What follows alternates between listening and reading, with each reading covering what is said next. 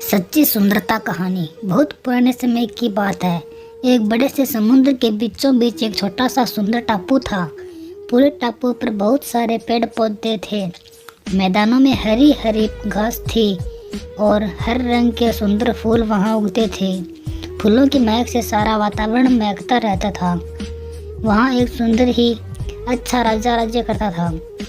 सभी की खुशी में वह खुश होता था और सबके दुखों को बांटकर कम करता था। हर वर्ष वहाँ राज्य के कुल देवता की पूजा की जाती थी और उसके लिए बगीचे के सबसे सुंदर फूल को चुना जाता था। यह चुनाव राजा करता था।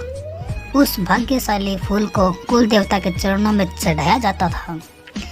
पिछले कई वर्षों से बगीचे के सबसे सुंदर लाल गुलाब के फूलों को इसके लिए चुना जा रहा था।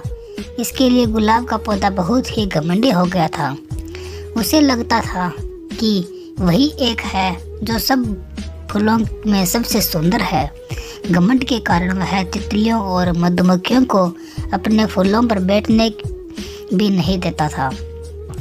यहाँ तक कि पक्षियों को अपनी डालियों के पास भी आने नहीं देता था।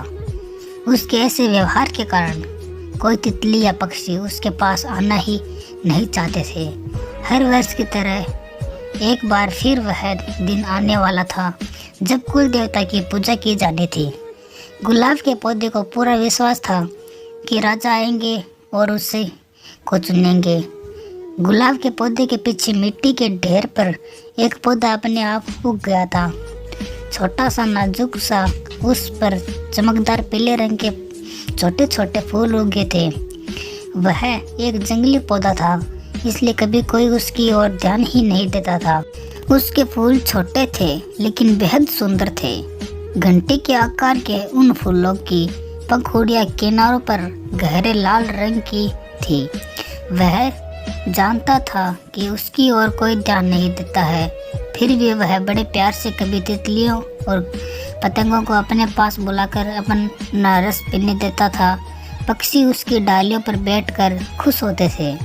यह सब देखकर पौधे को खुशी होती थी कि वह किसी के काम तो आ सका। और फिर वह दिन आया जब राजा बगीचे में फूल चुनने आए। माली उन्हें सीधा गुलाब के पौधे के पास ले गया। इस बार तो गुलाब और भी सुंदर और बड़े खिले हैं महाराज, वह बोला। उसने सबसे बड़ा गुलाब तोड़ने के लिए हाथ बढ़ाया, लेकिन महाराज ने रोक दिया। वे किसी और सुंदर फूल को ढूंढ रहे थे। वापस जाने के लिए जैसे ही घूमे, उनकी निगाहें पीले रंग के फूल पर पड़ी। उन्होंने घूम कर देखा तो उनको वह पीले फूलों वाला जंगली पौधा दिखाई दिया। उसके आसपास अनेक तितलियां और पतंगे घूम रहे थे, जबकि गुलाब का पौधा अकेला अलग खड़ा था। राजा धीरे से जंगली पौधे के पास गए और बोले, यह वह पौधा है जो बिना खाद पानी के उग आया है। बाकी सभी पौधों का माली विशेष ध्यान रखते हैं, समय से पानी देते हैं, खाद डालते हैं, काट छांट करते हैं, इसलिए वे इतने सुंदर है। लेकिन यह वह पौधा है जो अपनी हिम्मत से खड़ा है, फिर भी कितना स्वस्थ है, सुंदर है। सबसे अच्छी बात यह है कि इसके अच्छे स्वभाव के कारण सभी तितलियां उसके पास आकर बेहद खुश है। यही है सच्ची सुंदरता।